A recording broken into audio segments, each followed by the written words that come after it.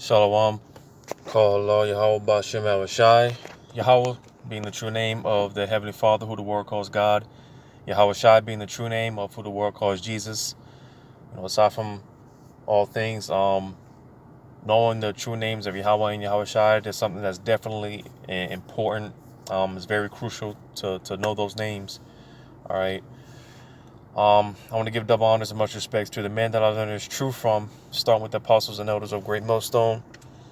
Yahweh Bashem Shai Barakatham to the hopeful elect, to the sincere believers, because only the elect will receive this truth, especially in these days that we're in. All right, so peace, blessings, and salutations to those of the sincere believers, man. This is what it's all about. This is who this is all for, man. At the end of the day, you know. I'm just back through the spirit and power of Yahweh Shemel Shai. A question that was poised, one of several questions that was asked to me, dealing with reincarnation and do we pay for the sins of our fathers? So I just want to touch on that real quick. Lord's will, this is edifying. I'm going to start here at Exodus chapter 20, verse 5. It says, "Thou shalt not bow down thyself to them, nor serve them. For I, Yahweh, thy power, am a jealous power, visiting the iniquity of the fathers upon the children unto the third and fourth generation of them that hate me." All right. So basically, because again, touch on the dealing with reincarnation. All right, we do in fact live, or we have lived multiple lives. All right, despite that whole YOLO, you only live once spirit, all right, which is something that Esau pushes, all right, because he doesn't believe in the scriptures.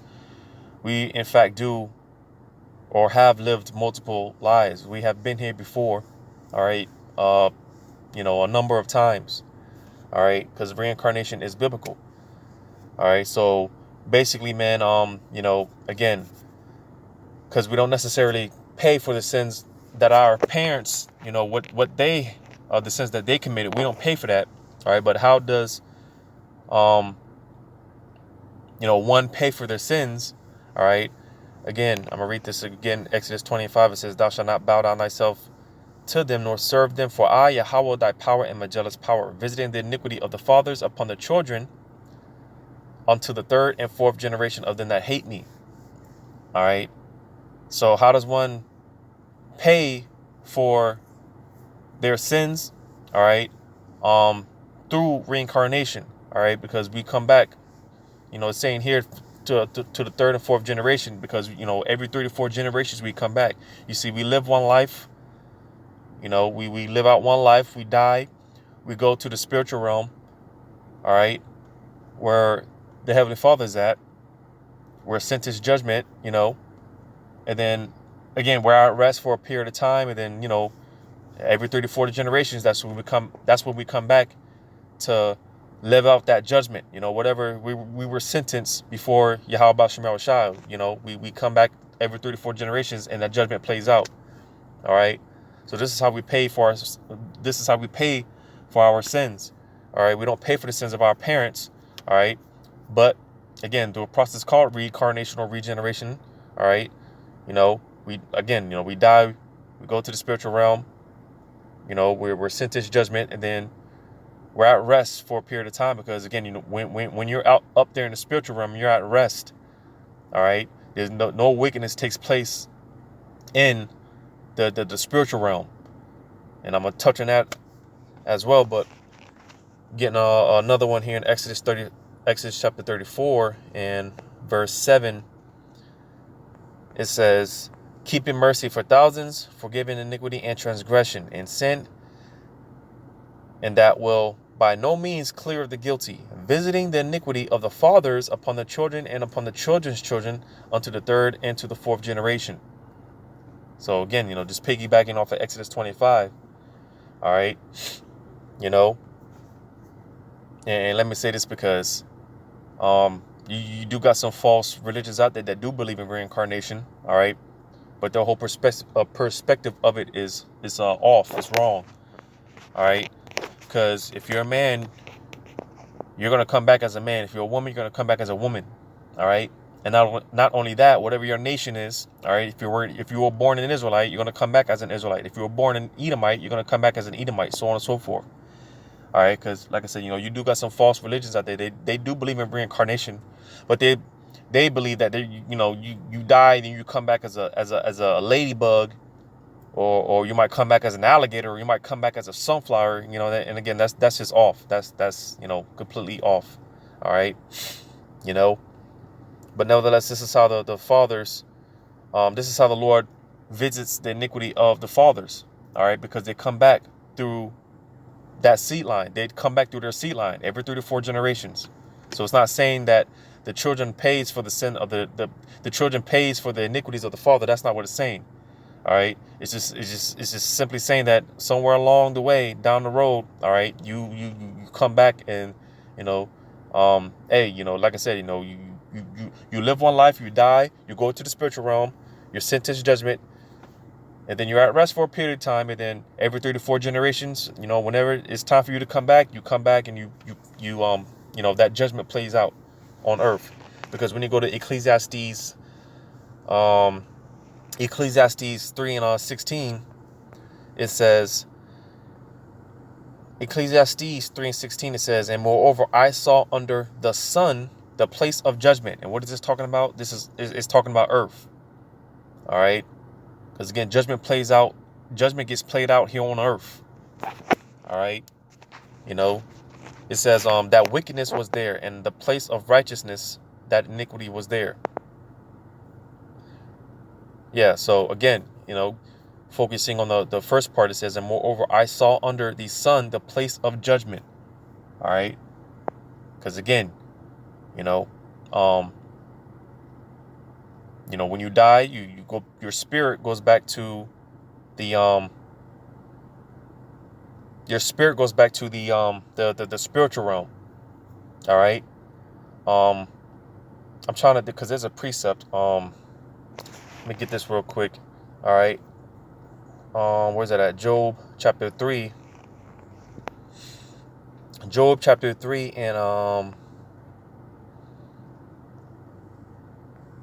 and that goes for all of us, even the wicked.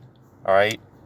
Even Esau, Edom, when his spirit dies, he goes to the spiritual realm. He's at rest because, again, contrary to what is taught, man, Esau is a pawn for the Heavenly Father. He doesn't know it, or maybe he does know it. He doesn't believe it, but nevertheless, all right, the Most High has him in the trick bag. All right, because again, when you real quick, when you go to this, where's it at? Romans, I think. Because one thing we gotta understand, man, is that we are all characters in this movie of Yahweh Shem Yahushua. We're nothing but actors in this movie of Yahweh Shem Yahushua. And Esau's no different, because he was created to play the wicked. All right. But that was another question that was poised, So Lord's will, I get into that in another video. But yeah, man, we're all in this movie of Yahweh Shem Yahushua. And Esau, he's playing his role. So even when he dies, all right, his spirit goes back to the spiritual realm as well. And I just want to get this where it says, because it talks about how he's the minister of the Most High. All right. But on the left hand, because every movie has a protagonist and an antagonist. Every movie has the good guy and the bad guy, so to say. The Israelites were set up to play the good guys. Then Esau, he was set up to play the bad guy. All right. So where's this at, man? This word search this real quick. Might be in Romans 13.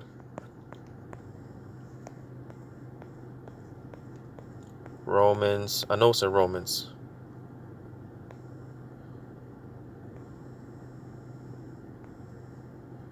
Yeah, Romans chapter 13. Romans chapter 13. I'll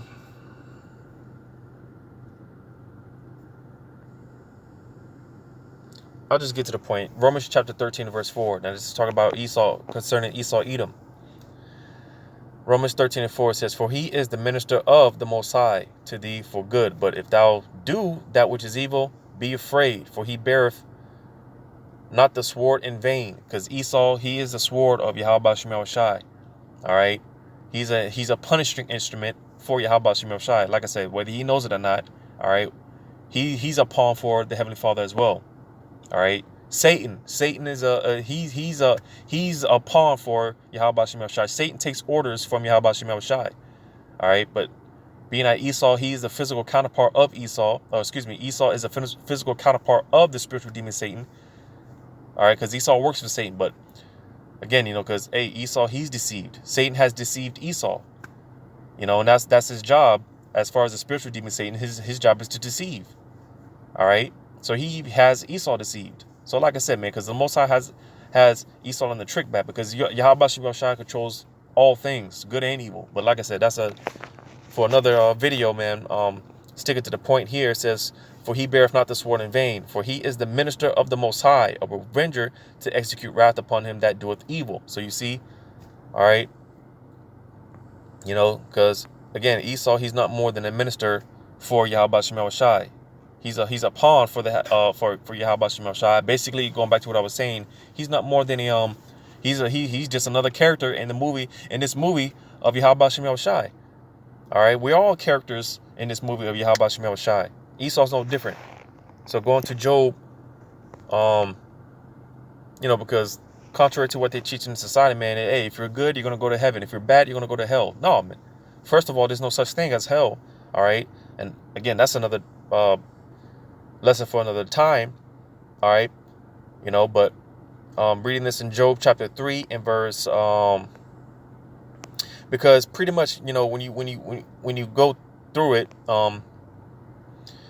hey, when you read the story of Job, man, hey, Job, man, when he was when he caught hell, man, because hey, Job caught hell. He caught a lot of hell, man, and he was basically, man, he was just like, man, the hell with this, man, the curse the day that I was born, man, because it was so bad, man, what he had to endure, man. He was just like, man, the hell with this shit, man, the hell the day that I was born, man, curse the day that I was born, because hey, Job was like, man, I'd rather just be in the spiritual realm, all right, which leads me to this in Job chapter 3 and verse Job chapter 3 and verse, because that's what Job, man, he was just like, man, I'd rather just be, in the spiritual realm rather than dealing with this. Let me get to the point. Job chapter 3 and verse 13, it says, For now should I have lain still and been quiet. I should have slept. Then had I been at rest.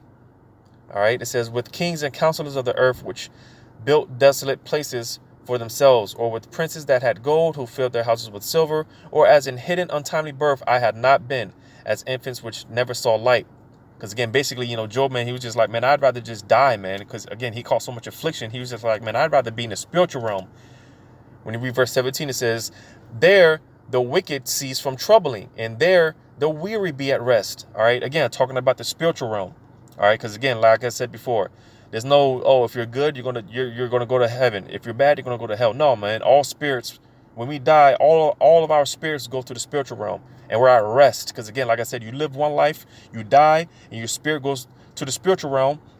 All right. Where I just read here, verse 17, it says, there the wicked cease from troubling. So even the wicked, all right, even their spirit goes to the spiritual realm. Even their spirit is at rest. Because again, there's no wickedness taking place in the spiritual realm. All right. In the spiritual realm, man, everything's all good, man. You don't have, Esau up there in the spiritual realm plaguing Jake, man. No, it's not going down like that, because again, I read that in Ecclesiastes 3 and 16. All things get played out under the sun, talking about here on earth. All right.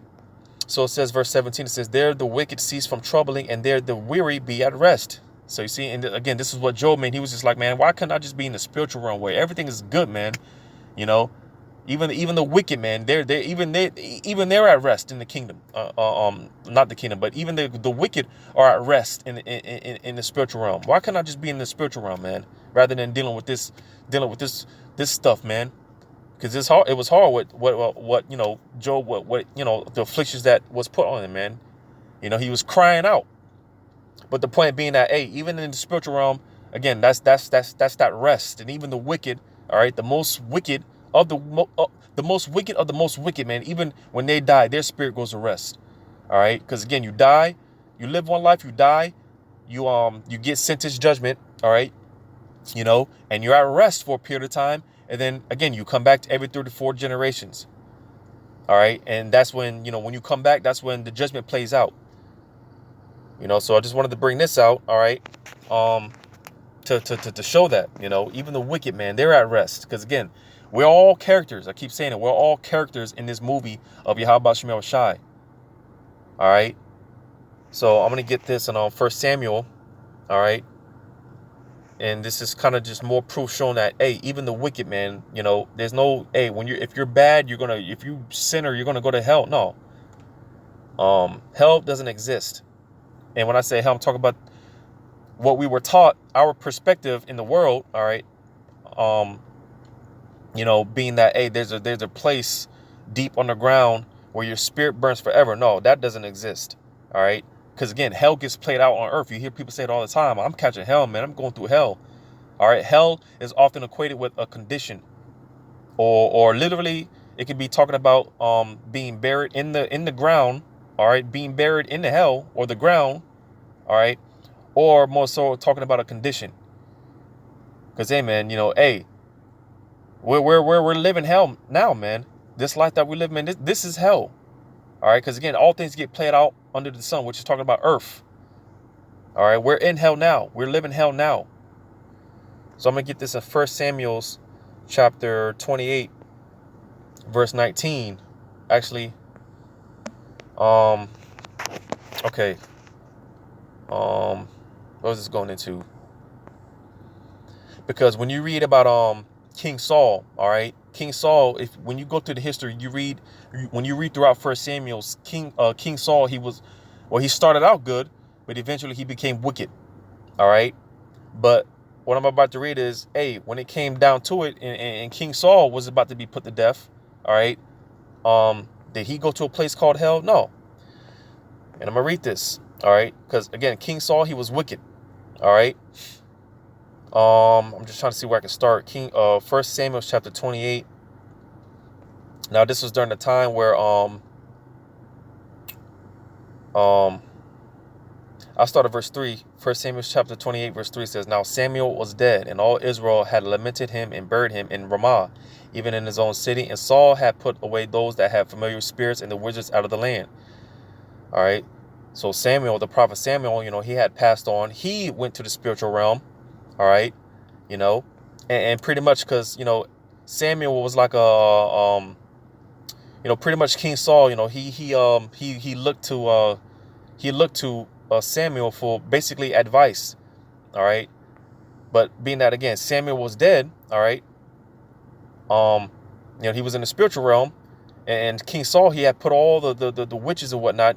That's why I said verse 3, the latter part, it says, and Saul had put away those that had familiar spirits and the wizards out of the land. Because, hey, King Saul, he was getting desperate, and he was looking for counsel. All right. But here it is again. Samuel, he was gone. All right. He had King Saul, he had put all the wizards and whatnot. He put them out of the land and whatnot. All right. But what did King Saul do? Because, the spirit had, once King Saul started getting wicked, the spirit had departed from him. All right. Jump down to verse 6. It says, and when Saul inquired of Yahweh, Yahweh answered him not, neither by dreams, nor by Urim, nor by the prophets. Because again, when King Saul, he was wicked. So the spirit of the Lord, the spirit of Yahweh Shemel Shai removed from him. It said, then said Saul unto his servants, seek me a woman that hath a familiar spirit, that I may go to her and inquire of her. And his servants answered him, behold, there is a woman that hath a familiar spirit at Endor. All right. And Saul disguised himself and put on other remnant. And he went and 2 men with him, and they came to the woman by night. And he said, I pray thee, divine unto me by the familiar spirit, and bring me him up whom I shall name unto thee. All right. Because again, King Saul, he had ordered that, hey, pretty much all the wizards, and witches and whatnot, they be put out the land and whatnot. So this is why he disguised himself. All right. And he went to go inquire of one of these, familiar spirits, people that, devised with the familiar spirits and whatnot. All right. It says, and the woman said unto him, behold, thou knowest that Saul hath done, how he hath cut off those that have familiar spirits and the wizards out of the land. Wherefore, when thou layest, thou wast near for my life to cause me to die. Because again, King Saul, he had, put this order out. But she didn't know this was King Saul because, again, it just read it. King Saul, he disguised himself. But reading on down, or jumping on down, verse 11, it says, then said the woman, whom shall I bring up unto thee? And he said, bring me up Samuel. And when the woman saw Samuel, she cried with a loud voice. And the woman spake to Saul, saying, why hast thou deceived me? For thou art Saul. So you see, his identity pretty much got revealed or whatnot. It says, and the king said unto her, be not afraid, for what sawest thou? And the woman said unto Saul, I saw gods or powers ascending out of the earth. All right, because the spirits are constantly going to, they're constantly traveling from earth to the spiritual realm. They're constantly going back and forth. All right, doing the bidding of Yahweh Shem Shai. All right. And, again, that's another, vast topic for another lesson for another day. But it says, and he said unto her, what form is he of? And he said, an old man cometh up, and he is covered with a mantle. And Saul perceived that it was Samuel, and he stooped with his face to the ground and bowed himself. And Samuel said to Saul, why hast thou disquieted me to bring me up? And Saul answered, I am sore displeased. I'm going to read that again, verse 15. It says, and Samuel said to me, why hast thou disquieted me? All right, because again, hey, Saul, he was at, Samuel, he was at rest. He was in the spiritual realm. So he's like, man, nigga, why you call me up, man? What you want, nigga? It's like when someone wakes you up from a good ass dream. All right, you're having a good ass dream, man. And someone wakes you up from that dream. Yeah, man, you're like, man, what the hell, man? What do you want? Because again, hey, Samuel, he was in the spiritual realm. He was good. He was at rest. But here it is, Saul, conjuring him up or whatnot. Samuel's like, man, what the hell you want, man? You calling me up, man. You disquieting me and whatnot, man. What you want? He says, and Saul answered, I am sore distressed, for the Philistines make war against me, and the Most High is departed from me, and answereth me no more, neither by the prophets nor by dreams. Therefore I have called thee, that thou mayest make known unto me what I shall do. Then said Samuel, wherefore then doest thou ask of me, seeing Yahweh is departed from thee, and is become thine enemy? And Yahweh have done this to him. And Yahweh have done to him, as he spake by me. For Yahweh hath rent the kingdom out of thine hand, and given it to thy neighbor, even to David.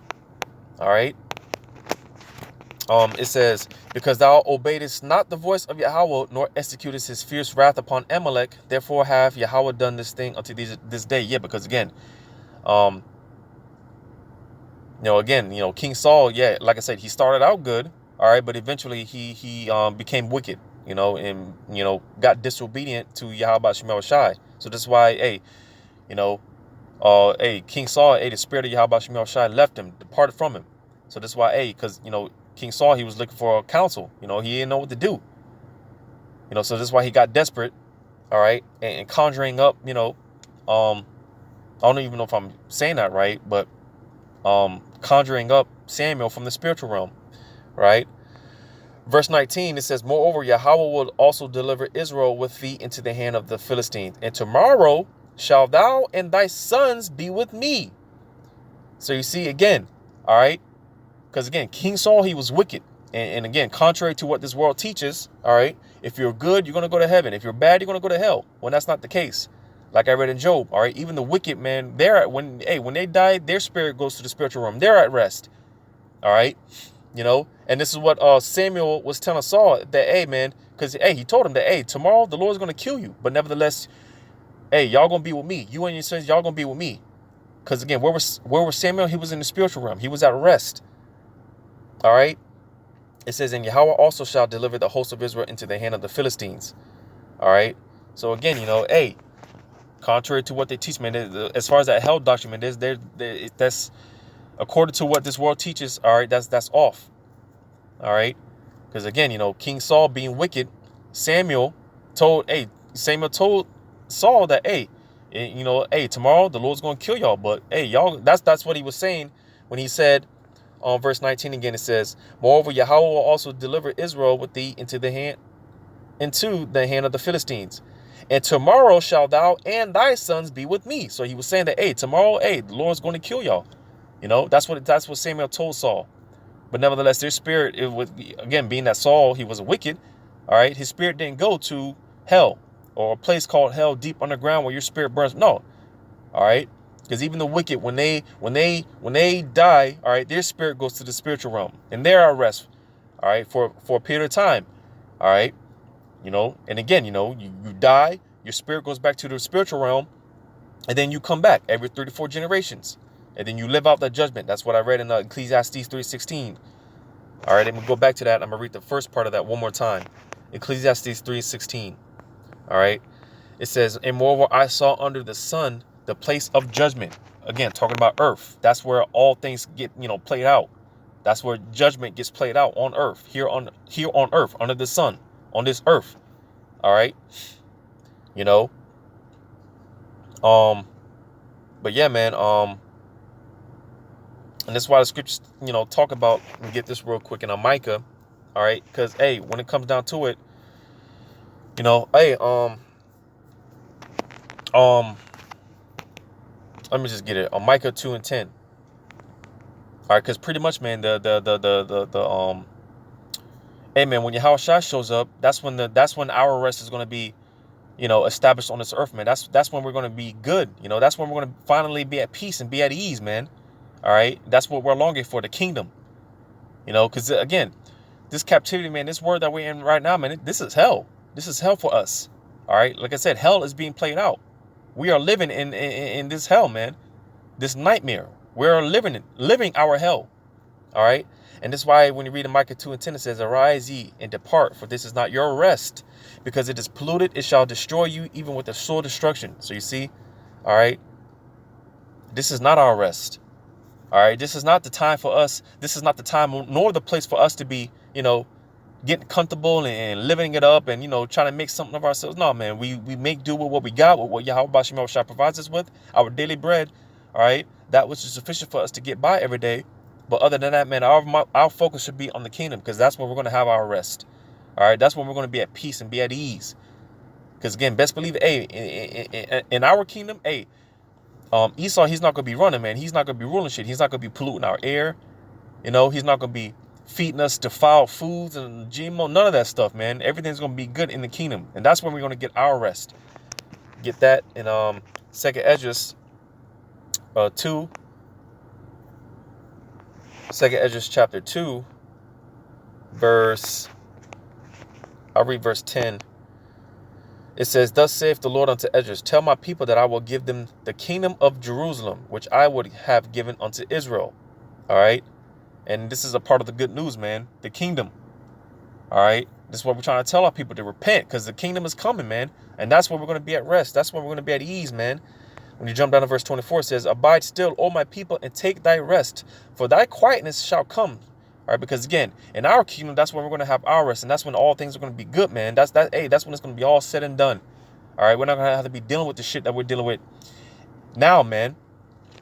You know, so that's why we just hold on, man. This is what we strive for. We strive for the kingdom. All right.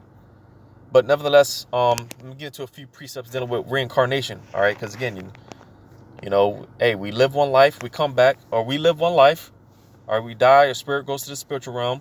We're sentenced judgment. We're at rest for a period of time. And then we, you know, when it comes to that 3rd or 4th generation, that's when we come back and we live out judgment. And this is something our forefathers knew. You know, they understood reincarnation or regeneration.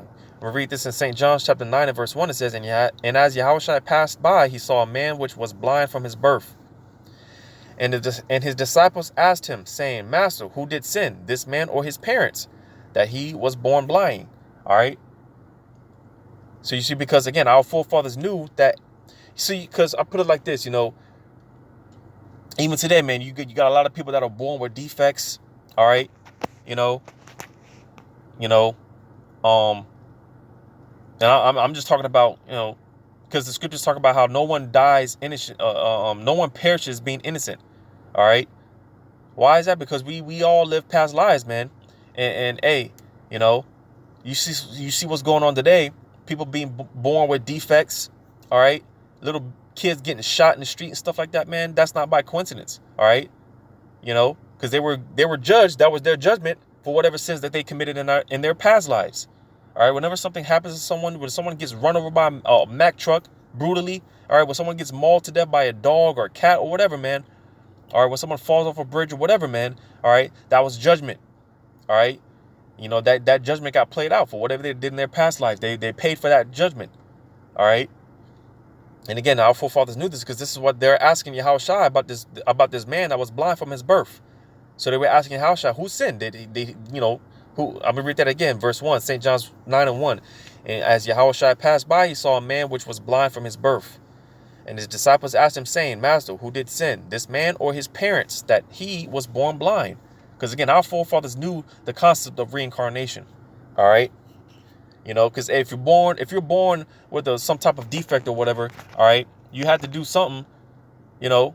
Hey, the Lord is judging you for something that you did in your past life. So you see, again, our forefathers knew this concept, but when you read verse 3, it says, Yahushua answered, neither has this man sinned nor his parents, but that the works of the Most High should be made manifest in him. All right. Because again, this man was born blind, and, you know, it was assumed that, hey, you know, because again, we don't pay for the sins of our forefathers. Nevertheless, we are our forefathers. Excuse me, let me say that again. We don't pay for the sins of our parents, so to say. But, you know, again, at some point, you know, the father paying for the sins of the child, all right, because we are our forefathers. We come back every 3 to 4 generations, all right, you know. But nevertheless, as concerning this individual, you know, this man that was blind from his birth, he didn't, you know, it was for the sole purpose of Yahushua, you know, working this miracle. But the point being that, hey, our forefathers understood the concept of reincarnation, and, you know, hey, you know, we live multiple lives, you know, and whatever, you know, we go through in this life, all right, it's, you know, we're paying for the sins that we did in our past lives. All right, that's the point. All right. So from there, I'm gonna go to Matthew chapter 16 and verse 13. All right. Matthew chapter 16 and verse matter of fact. Yeah, Matthew 16 and 13, it says, and when Yahushua came unto the coast of Caesarea Philippi, he asked his disciples, saying, whom do men say that I, the Son of Man, am? And they said, some say that thou art John the Baptist, some Elias, and others Jeremiah, for one of the prophets. All right, because again, our forefathers, they knew the concept of reincarnation, you know. And Yahushua was asking the disciples, who do people say that I am? Because, you know, there was always speculation. Well, sticking with Yahushua, all right, some people, like I said here, some people thought he was Elijah the prophet. Some people thought that he was John the Baptist. All right. Some people thought he was Jeremiah, or just one of the other prophets, because they knew that, at some point, you know, we were here before. And at another point, we would come back. Our forefathers, they knew this. So this is why Yahushua was asking the disciples, who do people say that I am? Because people thought Yahushua was just a regular prophet. They didn't, you know, some jakes didn't believe that he was the Messiah. Some people just thought that he was a regular prophet, you know. And this is what Yahushua was asking the disciples, who do people say that I am? And that's why you read in verse 14 again, it says, and they said, some say that thou art John the Baptist, some Elias, and others Jeremiah, or one of the prophets. So you see, they just thought that Yahushua was just a regular prophet, just one of the prophets coming back, because our forefathers knew the concept of reincarnation. But when you read verse 15, it says, he saith unto them, but who say ye that I am? And Simon Peter answered and said, thou art the anointed, the Son of the living power. All right.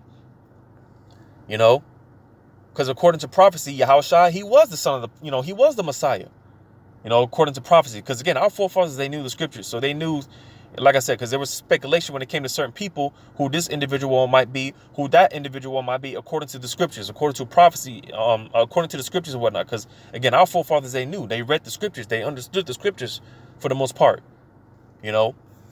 But you know, Simon Peter, he knew that, man, you got to be the Son of the Most High, man. You got to be the anointed. You know, you're definitely that guy. All right. And, you know, and we come in that Steve, man, you know, you know, definitely this man is he's the Hamashiach, man. He's the anointed. Because again, speaking on Peter, all right, speaking of reincarnation, He was actually King David. Peter was King David, you know, and before he was Moses, you know. But again, you know, I want to get into that too deep, but nevertheless, all right. And this is why I'm referring to the house of King David, all right, talking about the hopeful elect, all right, because again, it's only the house of David, which would be the elect, to that's going to wake up, all right, you know, because you know sometimes you might hear me say, you know, peace and blessings and salutations to the house of David, which is referring to the elect, all right. So hey, you know, our forefather, King David, or excuse me, Peter here, which was King David, hey, he knew that, hey, this was the guy, all right, and hey, the followers of him, all right, talking about the house of David, hey, they're in that same spirit, man. We're on that same spirit. This is definitely the man, and it's according to the scriptures, all right. But nevertheless, all right, you know, the points being in Matthew 16, 13, and 14. All right. Hey, our forefathers, they knew they understood the concept of reincarnation. They knew. All right. You know. But from there, going to Revelation chapter 10 and verse 11. All right. Because a lot of the major prophets are back today. You know, and this is an example of one of them. When you read Revelation chapter 10 and verse 11, it says, now this is talking about John the Baptist. John the Revelator, when he was banished to the island of Patmos. And this is where he got these you know, the book of Revelation. All right. This is where he got, you know, those visions and whatnot when he was on the island of Patmos. All right. But Revelation chapter 10 and verse 11, it says, and he said unto me, thou must prophesy again before many nations and nations. Thou must prophesy again before many peoples and nations and tongues and kings. So you see, because again, when you read, and that's why I mentioned that this was talking about John the Revelator, because like I said, he was banned when you I mean, you could just look into this. He was banished to the island of Patmos. All right, and there's no account because basically he died on that island. All right, you know, he was all by himself. He died on that island. So if reincarnation didn't exist, then how could John the Revelator come back and prophesy before many peoples and nations again? Because that's what it said here, verse 11. It says, and he said unto me, talking about the angels, talking to John the Revelator. It says, and he said unto me, thou must prophesy again before many peoples and nations and tongues and kings. So you see, because there's no record of John the Revelator coming off of the island and you know, prophesying to peoples and nations. There's no record of that. Because again, you know, when you look into it, John the Revelator, he died on that island. He was banished to that island, and that's where he died. He died of old age on that island. So how is this going to be fulfilled? During a process called reincarnation or regeneration. All right. John the Revelator is back, and he's, you know, in his lot, because the scriptures talk about that. You know, whatever your lot is, all right, that's you're always going to come back in that lot. If your lot was to be a believing believer, all right, if you were a believing believer in the past, you're a believing believer now. If you were a wicked 2/3 Israelite back in the past, you're a wicked 2/3 Israelite now. All right, because we all come back in our lots. Because again, you know, we're all, hey, like I said, we're all characters in this movie of Yahweh Shem Shai. All right. So whatever our character is, hey, we don't break script. All right. Whatever it is that, hey, the Lord set us up to do, that's what we're going to do. John the Revelator, his lot was to prophesy back then. He's back today doing his lot, fulfilling his lot, which is to be a prophet, and he's prophesying. All right. Another one in Daniel chapter 12. Daniel chapter 12, and it should be the last verse. Yes, it says, Daniel chapter 12, verse 13. It says, but go thou thy way till the end be, for thou shalt rest. So you see, all right. Again, meaning that, hey, Daniel, he was going to die, and his spirit was going to go to the spiritual realm. He was going to be at rest for a certain amount of time, all right.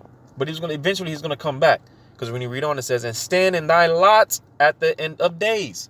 And what is the lot of Daniel? Is to be a prophet. And he's prophesying. Whoever he is, all right, wherever he's at, man, whoever Daniel is, all right, he's back in his lot, prophesying. Because one thing, you know, when these revelations were revealed to these different prophets, man, they didn't understand what they were, given. All right, they didn't understand these visions and whatnot. Going back to John, the Revelator, he didn't understand those visions. Talk about the book of Revelation. He didn't know what the hell it was talking about. But nevertheless, all right, he's back today, and he has those understanding because, hey, the scriptures talk about how, basically goes into the books being sealed for a certain period of time, a certain amount of time. The understanding will be closed up. But nevertheless, Yahweh Shai will unloose those seals, all right, in the end times, which we're in the end times. So now we have the 100% understanding, of course, starting with the apostles and the elders of Great Millstone, all right, through the spirit and power of Yahweh Shem El Shai, we've been given that understanding. We've been given these understandings. And this is why, hey, the men of old, like I said, they didn't know what they were talking about back then, during their times. Daniel, Ezra, John the Revelator, so on and so forth. They didn't know what these, the visions that were given to them, they didn't know what it meant during their time. But nevertheless, they're back today. And they have those understanding. They have the understanding now. All right. But Daniel 12 and 13 said, 12 and 13 again, it says, but go thou thy way till the end be, for thou shalt rest. So Daniel would, he would die. He'd be at rest for a period of time, but nevertheless, he's going to come back in his lot. And that's what it says when you read on. It says, and stand in thy lots at the end of days, at the end of the days, which we're in those times, man. We're in the end of days, man. All right. And Daniel's back. All right. Like I said, a lot of the major prophets are back prophesying in their lot. I'm going to get 2 more precepts that just came to mind, and I'm going to close it out. Because you also got an, Yahweh Shai, when he was on the cross, man, and he,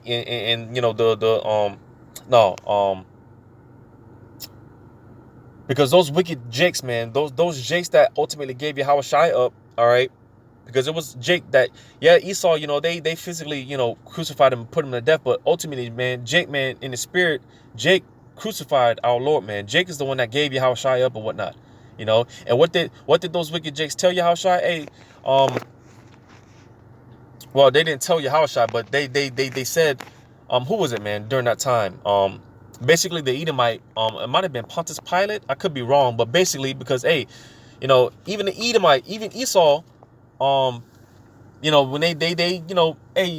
Esau was trying to tell Jake that, hey, man, I don't find no fault with this man. What are y'all trying to, y'all trying to get this man killed? I don't see no wrong in him. And Jake was just persistent, and they were like, man, put this nigga to death, man. They held him. And you know what they said? They said, let his blood be upon our children. All right. And again, because Jake has to understand a reason why you see a lot of our people, Jake getting shot down and whatnot today is because a lot of those Jakes that are getting killed by these cops and whatnot, all right, gotta understand that they are those wicked Jakes, all right, that crucified Yahweh Shai over 2,000 years ago. Those are the same Jakes coming back. So that's why those Jakes during that time, and they were like, man, hey, man, let his blood be upon our children. All right, and again, best believe they're back. They're back today, and this is why you see a lot of Jake, man, getting shot down and all type of stuff, man. All right, because those are those same wicked Jakes that were back then. They're back today. All right, but let me get this in 2 Ezra chapter 4 and verse 36. It says, and unto these things Uriel the archangel gave them answer and said, even when the number of seeds is filled in you. So again, because I read, all right, every 3 to 4 generations, all right, we're at rest, and then every 3 to 4 generations we come back, and then we live out judgment. We live out what we come back on the earth. That's what judgment is played out on earth. All right. So when it says here again, it says, and unto these things Uriel the archangel gave them answer and said, even when the number of seeds is filled in you. All right, basically meaning that, hey, when it's your time to come back, all right, when it comes to that 3rd or that 4th generation, for you to be brought back through that seed line, through your seed line, all right, because like I said, if you're an Israelite, you're going to come back as an Israelite. If you are Edomite, you're going to come back as an Edomite, so on and so forth. If you're a man, you're going to come back as a man. But nevertheless, you're going to come back through your lineage, all right? So again, we're at rest for a period of time. Then, hey, when it comes to that time, all right, for us to come back, all right, that's what it's talking about. But I'm gonna go to actually that might have been it. I read Daniel 12 and 13. I wanted to get this in 2 Ezra, all right. Matter of fact, let me just type it in real quick. Woe is me, all right? Because, hey, you know, when Ezra seen this vision, he was like, damn, yo, who's gonna save me during this time? And it's talking about the times that we're living in now. Second Esdras